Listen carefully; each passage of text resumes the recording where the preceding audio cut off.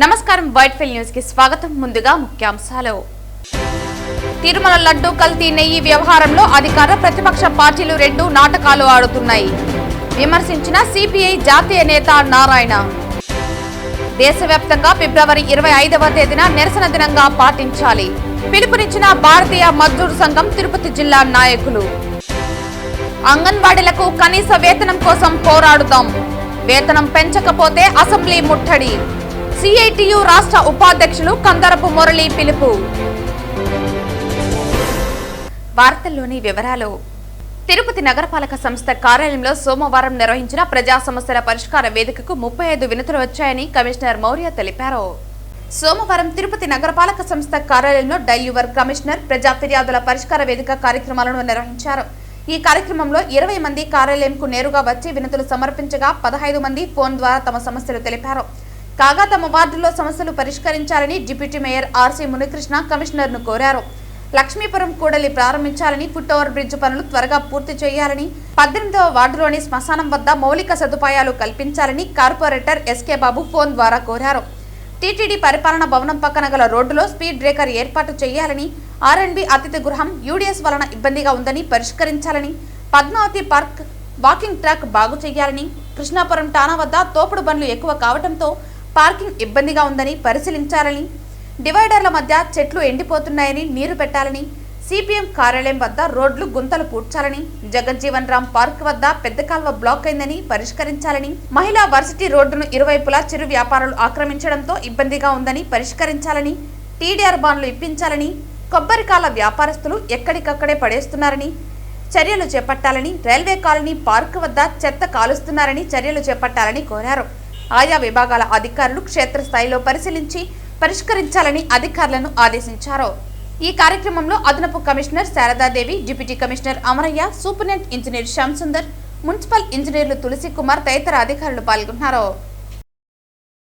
కల్తీ నెయ్యి వ్యవహారంలో అధికార ప్రతిపక్ష పార్టీలు రెండు నాటకాలు ఆడుతున్నాయని సిపిఐ జాతీయ నేత నారాయణ విమర్శించారు. దీనిపై సిబిఐ సిట్ విచారణ జరిపి నివేదికలు సమర్పించినప్పటికీ రాష్ట్ర ప్రభుత్వం నిందులపై చర్యలు తీసుకోకుండా ఏకసభ్య కమిషన్ను నియమించడం ఏంటని ఆయన ప్రశ్నించారు. ఒకరిపై ఒకరు నిందారోపణలు చేసుకోకుండా భక్తుల మనోభావాలను గౌరవించాలని సూచించారు. నిష్పక్షపాతంగా దర్యాప్తు పూర్తి చేసి నిందితులకు శిక్ష పడేటట్టు చేయాలని డిమాండ్ చేశారు. టీటీడీ లడ్డు విషయాన్ని రాజకీయంగా మార్చేసి దేవుడికి అన్యాయం చేయడం కాకుండా కోట్లాది మంది భక్తులని మనోగతాన్ని చెలగాటమాడుతూ ఉన్నారు. తప్పు జరిగిన మాట వాస్తవమే, తప్పు తెలిసిన మాట వాస్తవమే. దాన్ని పదే చెప్పాల్సిన పని లేదు. మీ అరిచేతికి అర్థం అక్కర్లా, మీ చేతుల్లో ఉండే యాక్షన్ తీసుకోవచ్చు. మళ్ళా దాన్ని వన్ మ్యాన్ కమిషన్ పెట్టి అసెంబ్లీలో చర్చ పెట్టి ఆ లడ్డులో ఎన్ని పురుగులు ఉన్నాయో, ఎంత మగ్గిపోయిందో, ఎంత పొందుకోముందో చెప్పడం ద్వారా మీరు ఏం సాధించబోతారు? పవిత్రమైనటువంటి వెంకటేశ్వర స్వామి పవిత్రం చెడగొడతారు, భక్తుల మనోభావాన్ని దెబ్బకొట్టిస్తారు. మీరు రాజకీయంగా ఒకరినొకరు మీ పొప్పం కల్పించుకోవడానికి, మీ రాజకీయ ఉద్దేశాన్ని నెరవేర్చుకోవడానికి అటు వైఎస్ఆర్ పార్టీ, టీడీపీ రెండు కూడా పోటీ పడుతూ ఉన్నాయి. మీ పోటీ దేవుని పని పెడతట, దేవుని అడ్డం పెట్టుకోండి. మీరు పోటీ చేసేది బయట పోటీ చేసుకోండి, కుస్తీ పట్టుకోండి, మలతం చేయండి. నేను కానీ రెఫరీగా ఉంటాను మీ ఇద్దరి మధ్య. కొట్టుకుంటే కూడా ఒక శాస్త్ర గొడవ లేకుండా పోతుంది. మీరు చేసిన పాపాలని దేవుడి పైన నెట్టేసి దేవుడిని అల్లకొల్లం చేసి 10 కోట్లాది మంది భక్తుల మీద దెబ్బతీసే అవసరం లేదు. ఇప్పుడు సుబ్రహ్మణ్య స్వామికి చేస్తే ఏకంగా సుప్రీంకోర్టుకి పోయి ఉన్నాడు. మరి సుప్రీంకోర్టు ఏం చెప్తే తెలియదు. మరి సుప్రీంకోర్టు రేపు ఇంకా డెసిషన్ తీసుకుంటుంది. ఇవన్నీ కూడా కాలయాపన చేయడం, తప్పు చేసిన వాళ్ళని యాక్షన్ తీసుకోకుండా తప్పించుకోవడం, బీటర్ బుష్ అని చెప్పని చుట్టూ కొట్టడం తప్ప ఇంకోటి కాదు. లేకపోతే ఇప్పటికి ఎప్పుడు యాక్షన్ తీసుకుండొచ్చు, మీ చేత హక్కులు ఉన్నాయి. మళ్ళీ దానికి అసెంబ్లీ చర్చ ఎందుకు ఉండాలా?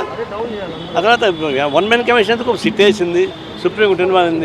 మరి వన్ మ్యాన్ కమిషన్ ఎందుకు?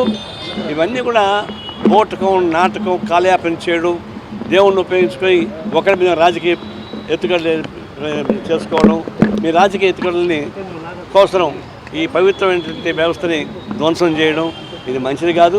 ఇప్పటికైనా చిత్తశుద్ధి ఉంటే అనవసరమైన డిస్కషన్ లేకుండా మీరు యాక్షన్ తీసుకోండి.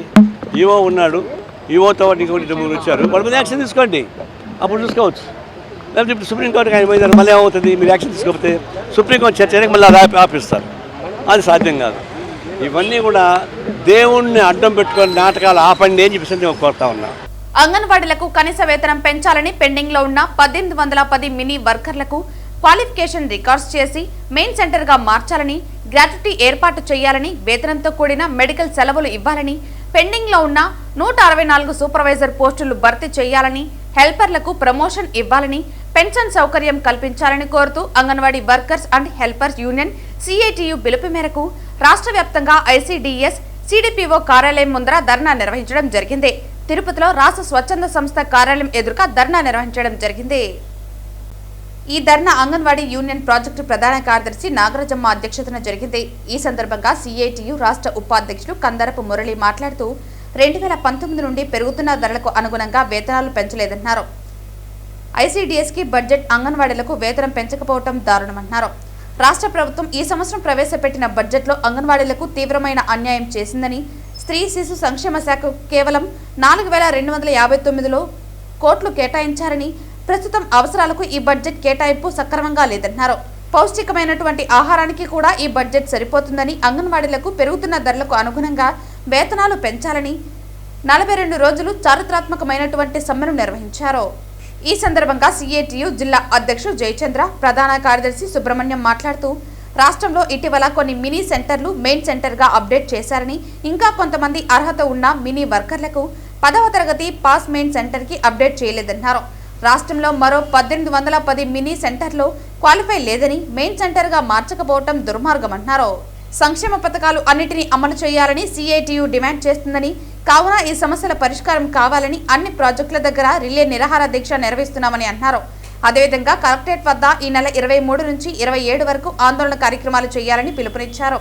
ఈ సమస్య పరిష్కారం కాకపోతే మార్చి 2వ తేదీన విజయవాడలో జరిగే మహాధర్నా జయప్రదం చేయాలని పిలుపునివ్వడం జరిగింది.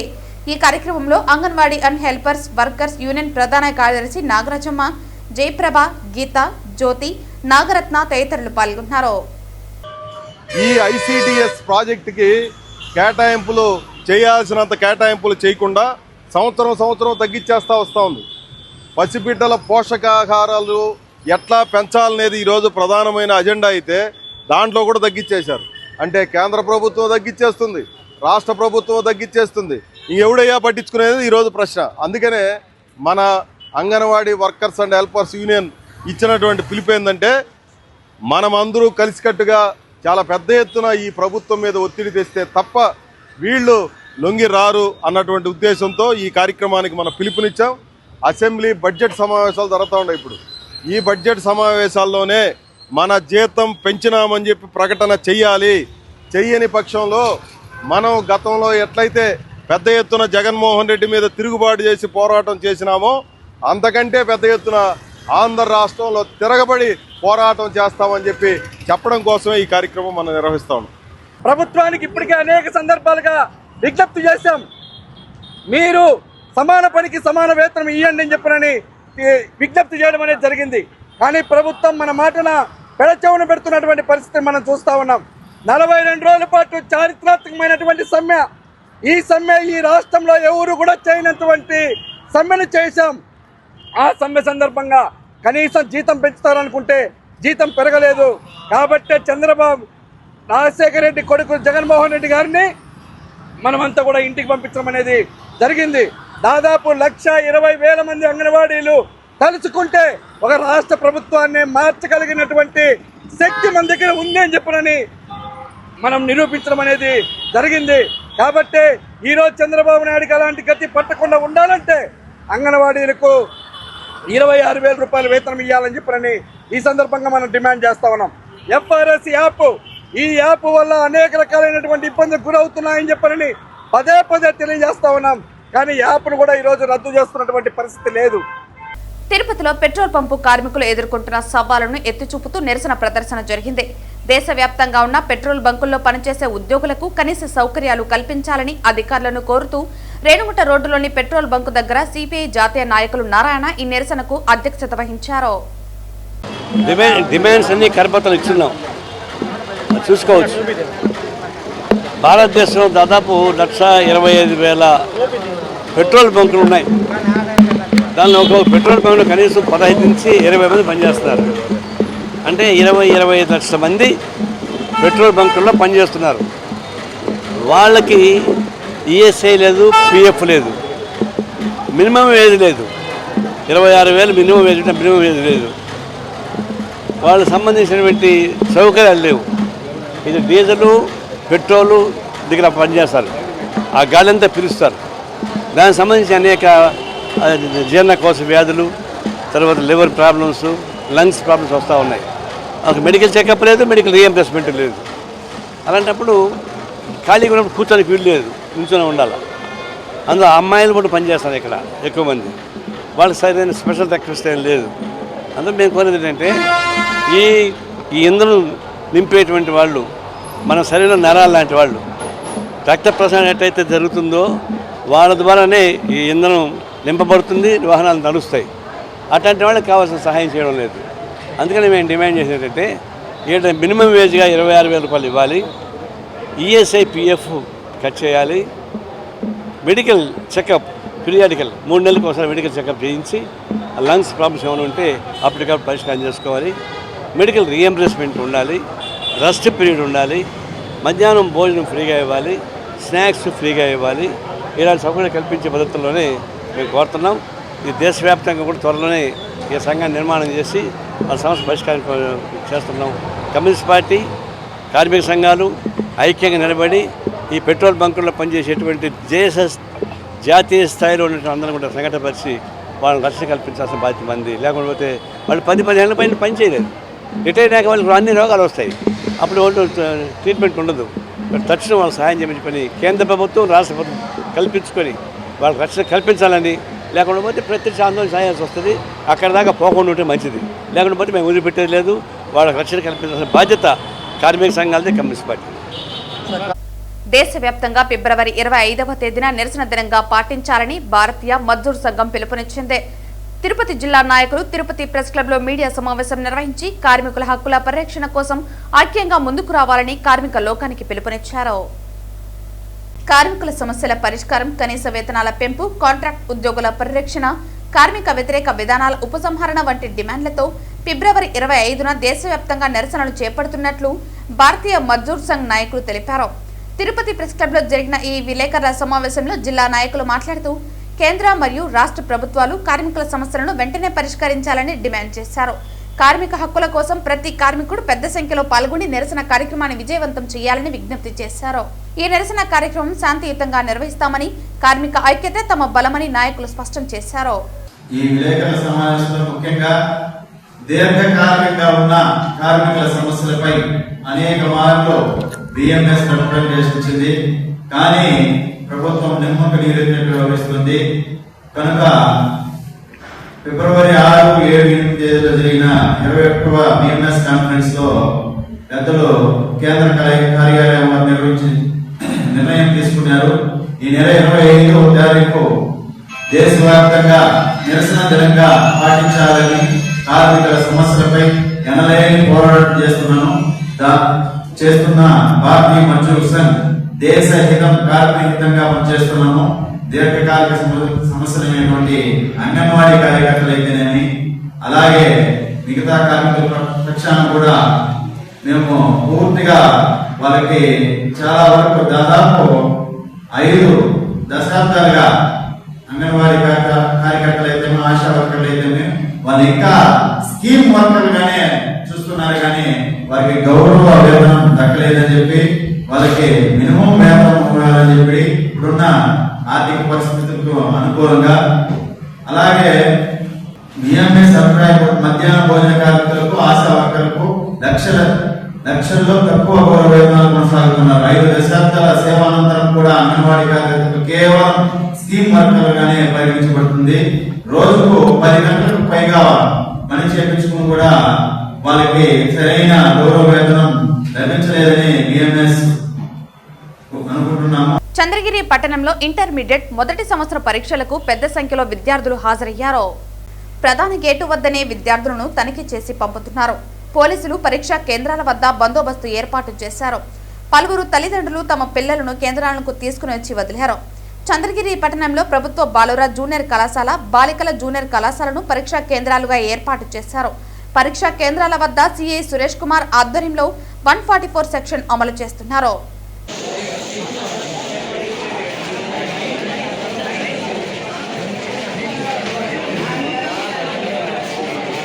చంద్రగిరి మండలం పనబాకంలో భూ కబ్జా ఆరోపణలను టీడీపీ నేత రమేష్ ఖండించారు.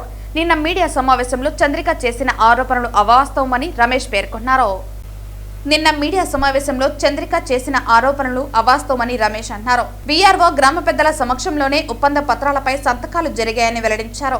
సర్వే నంబర్ 652/1Dలో తాను 13 సెంట్ల భూమిని కొనుగోలు చేసినట్లు వివరణ ఉందని, సదరు భూమిని తనకే ఇవ్వాలని హేమాద్రి భార్య చంద్రిక గొడవ చేస్తోందని ఆరోపించారు.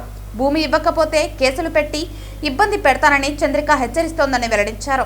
గౌరవంగా బతుకుతున్న తనపై, తన కుటుంబంపై అసత్య ప్రచారం చేస్తున్నారని ఆవేదన వ్యక్తం చేశారు. తప్పుడు ఆరోపణలు చేస్తున్న వారిపై చట్టపరంగా పోరాడతామని రమేష్ అన్నారు. పనపాకం భూ వివాదంపై రాజకీయ రంగు పులమొద్దని రమేష్ విజ్ఞప్తి చేశారు. పనపాకం పంచాయతీ జక్కలవారిపల్లి గ్రామం. నా పేరు నగరం చెంగలరాయ శెట్టి అలియాస్ రమేష్ చెప్తారు. నేను గ్రామ కమిటీ అధ్యక్షుడిగా 15 సంవత్సరాలు పనిచేస్తున్న తెలుగుదేశం పార్టీ తరఫున, అదేవిధంగా నీటిపారుదల శాఖలో కూడా చైర్మన్గా ఉన్నాను. నిన్న జరిగినటువంటి ప్రెస్ మీట్లో చంద్రిక అనే అమ్మాయి నా మీద లేనిపోని అలిగేషన్లతో బీభత్సం సృష్టించి నాకు ప్రాణహాని ఉంది అట్లని మాట్లాడడం జరిగింది. నేను అదేవిధంగా మిమ్మల్ని ఈరోజు పిలిపించి ఈరోజు మీ ముందరే మీకు ఐ విట్నెస్గా ఈ భూమి విషయాలన్నీ కూడా చెప్పడం జరిగింది. నేనేమంటున్నా అంటే, నాకు ఇక్కడ సెంటు భూమి లేదు. నేను ఈ గ్రామ నివాసిని. ఇటు పక్క ఈ 652 సర్వే నంబర్ 3లో 6 ఎకరాల 6 సెంట్ల 6.5 సెంటు ఉంది. 6.5 సెంటు వచ్చి షణ్ముఖ నా భార్య జ్యోతి పేరు మీద ఉంది. ఈ 79 సెంటు వచ్చి 652(1Dలో ఉంది. ఈ రెండుటికి గత 5 సంవత్సరాలుగా గలాట జరుగుతుంది.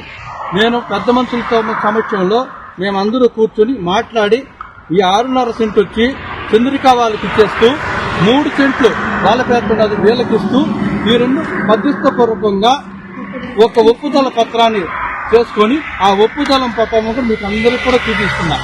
ఈ ఒప్పుదల పత్రం ప్రకారం ఈ రాసింది కూడా వీఆర్ఓ గారు రాశారు. సర్వేర్ ఒకటి మనోజ్ సర్వే చేసినారు. ఇవన్నీ సర్వేలన్నీ మాకు తప్పు అన్నారు.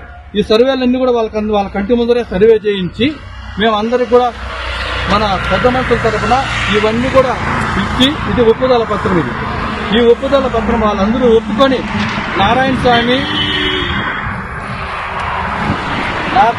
స్వామి కన్నా విఘ్నేశ్వర శెట్టి, లోకనాథం, హేమాద్రి, గిరిబాబు వీళ్ళ అన్నదమ్ముళ్ళు.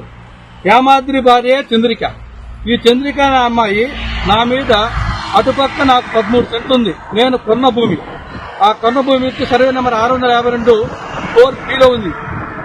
ఆ భూమి కనుక 1Dలో ఆ భూమి కనుక నేను కానీ ఇచ్చేస్తే ఈ గలాటాలు నా మీద రంపు రచ్చులు అని పెట్టదంట అని అందరితో చెప్పడం జరిగింది. అంతవరకు నేను పోలీస్ స్టేషన్కి పోతాను, కోర్టులకు పోతాను, ఏమైనా చేస్తాను, నేను ఆ మహిళని నేనేమైనా చేస్తాననే ఉద్దేశంతో గర్వంగా మాట్లాడింది. నేను ఒకటే చెప్తున్నా, నాకు ఈ విషయంగా చాలా ఇబ్బంది కలిగింది. నా కుటుంబంలో ఉంటే నా బిడ్డలు, నా భార్యలందరూ కూడా చాలా బాధపడినారు. నేను గౌరవం కలిగినటువంటి వ్యక్తిని, నేను ఎక్కడ కూడా ఎవరి సొత్తు కూడా పోను. అలాంటి వ్యక్తిని నా మీద బురద జల్లాలనే ఉద్దేశంతోనే ఆ విధంగా చేయడం జరిగింది. దీనికి నేను చాలా బాధపడుతున్నా. దీనికి అంతకంత కూడా వీళ్ళు మీ మీడియా సమక్షంలో మీరందరూ కూడా దీని మీద కౌంటర్ వేస్తాను. వాళ్ళని కోర్టుకు ద్వారా వాళ్ళ మీద పరువు నష్టం దావా వేస్తా. దీన్ని లీగల్ గానే పోతానని మీ అందరి సభాముఖంగా తెలియజేసుకుంటున్నా. నమస్కారం. తిరుమలలో దర్శన క్యూనైన్లో మహిళా భక్తురాలికి పాము కాటని వివిధ ప్రసార మాధ్యమాల్లో జరుగుతున్న ప్రచారం పూర్తిగా అవాస్తవమని టీటీడీ తెలియజేసింది. తెలంగాణ రాష్ట్రం వరంగల్ జిల్లాకు చెందిన శరత్ బాబు, మౌనిక అనే దంపతులు ఆదివారం రాత్రి శ్రీవారి దర్శనార్థం తిరుమలకు వచ్చారు. ఈ నేపథ్యంలో టాక్సీలో మ్యూజియం సమీపాన ఉన్న ఆర్బీ సెంటర్ పార్కింగ్ ఏరియాకు చేరుకోగానే మౌనిక తన పాదాలకు పసుపు రాసుకునేందుకు చీకటిలో పక్కనే ఉన్న స్థలంలోకి వెళ్లింది. ఈ క్రమంలో కాలుపై స్పర్శ తగలడంతో భయభ్రాంతులకు లోనైంది. తన భర్త శరత్ ఆ ప్రాంతాన్ని పరిశీలించగా చిన్న పాము కనిపించింది. వెంటనే భద్రతా సిబ్బందికి సమాచారం అందించడంతో అప్రమత్తమైన సిబ్బంది వెంటనే తిరుమలలోని అశ్విని ఆసుపత్రికి తరలించారు. వైద్యులు పరీక్షలు నిర్వహించి ఎలాంటి పాము కాటు వేయలేదని నిర్ధారించారు. అయినప్పటికీ మహిళా భక్తురాలి ఆరోగ్య శ్రేయస్సును దృష్టిలో ఉంచుకుని తిరుపతిలోని స్విమ్స్ ఆసుపత్రికి పంపించడం జరిగింది. అక్కడ కూడా వైద్యులు పరీక్షలు నిర్వహించి ఎలాంటి సమస్య లేదని నిర్ధారించారు. ఆ పాము కూడా విషపూరితం కాదని విచారణలో తేలింది. సదరు భక్తులు టీటీడీ సిబ్బంది సహకారానికి కృతజ్ఞతలు తెలియజేశారు. ఈ రోజు ఉదయం వారు క్షేమంగా శ్రీవారిని దర్శించుకోవడం జరిగింది. భక్తులు తమ భద్రత దృష్ట్యా టీటీడీ నిర్దేశించిన ప్రాంతాల నుంచి మాత్రమే క్యూలైన్లోకి వెళ్లాలి గాని తిరుమల పరిసరాల్లోనే నిషేధిత అటవీ ప్రాంతాల్లో సంచరించకూడదని టీటీడీ విజ్ఞప్తి చేసింది. నా పేరు శరత్ బాబు, మా వైఫ్ మౌనిక. సో మేము తెలంగాణ స్టేట్ వరంగల్ డిస్టిక్ టేక్మండ మండలం నుండి వచ్చినాను. మాకు టోకెన్ డేటు 22/2/2026 రాత్రి 10:45కి ఉంది. సో ఆ రోజు నేను మా వైఫ్ నాతో వచ్చిన మా బంధువులు కలిసి ఆ రోజు జీప్లు ప్రైవేట్ ట్యాక్సీలో బ్యాంక్ ఆఫ్ మహారాష్ట్ర ATM ముందు డ్రాప్ అయినాము. డ్రాప్ అయిన తర్వాత మా వైఫ్ కాళ్ళకి పసుపు పూసుకోవాలని ఆపోజిట్లో ఉన్న కారు పార్కింగ్ ఏరియాలో పసుపు పూసుకుంటుండగా ఆమె కాళ్ళ మీద ఏదో పారినట్టు అనిపించింది. దానివల్ల ఆమె భయపడి బయట ఏమన్నా చేసిందేమో అనుకొని భయపడినాము. అది చిన్న పాములాగా ఉంది. దాన్ని మేము వెంటనే చంపేసినాము. ఇమ్మీడియట్లీ మా మిసెస్ని లోకల్ గవర్నమెంట్ హాస్పిటల్కి షిఫ్ట్ చేసినాము. అక్కడ వాళ్ళు ఎగ్జామిన్ చేసేసినారు. అపోలో వాళ్ళు కూడా ఎగ్జామిన్ చేసినారు. బట్ వాళ్ళు బయట ఏమో ఫైండ్ చేయలేదు. మళ్ళీ అది స్నేక్ యాక్సిడ్తో కూడా వాళ్ళు మాట్లాడేసి నాన్ వేనమస్ అని కన్ఫర్మ్ చేసినారు. But anyway safe side admit చేయమని డాక్టర్ అడ్వైజ్ చేసి కింద తిరుపతిలో సిమ్స్ హాస్పిటల్లో అడ్మిట్ చేసినారు. నిన్న రాత్రి 11 గంటలకు అడ్మిట్ అయ్యి ఈరోజు 5 గంటలకి మేము డిశ్చార్జ్ అయినాము. నో సిమ్టమ్స్ ఏమి లేవు కాబట్టి హాస్పిటల్ యజమాన్యం కూడా మమ్మల్ని డిశ్చార్జ్ అవ్వమని చెప్పినారు. వార్తలు ముగించే ముందు ముఖ్యాంశాలు మరోసారి. తిరుమల లడ్డూ కల్తీ నెయ్యి వ్యవహారంలో అధికార ప్రతిపక్ష పార్టీలు 2 నాటకాలు ఆడుతున్నాయి. విమర్శించిన సిపిఐ జాతీయ నేత నారాయణ. దేశవ్యాప్తంగా ఫిబ్రవరి 25వ తేదీన నిరసన దినంగా పాటించాలి. పిలుపునిచ్చిన భారతీయ మజ్దూర్ సంఘం తిరుపతి జిల్లా నాయకులు. అంగన్వాడీలకు కనీస వేతనం కోసం పోరాడుదాం. వేతనం పెంచకపోతే అసెంబ్లీ ముట్టడి. సిఐటియు రాష్ట్ర ఉపాధ్యక్షులు కందరపు మురళి పిలుపు. ఈ వార్తలు ఇంతటితో సమాప్తం. తిరిగి వార్తల్లో మళ్ళీ కలుద్దాం. అంతవరకు సెలవు. నమస్కారం.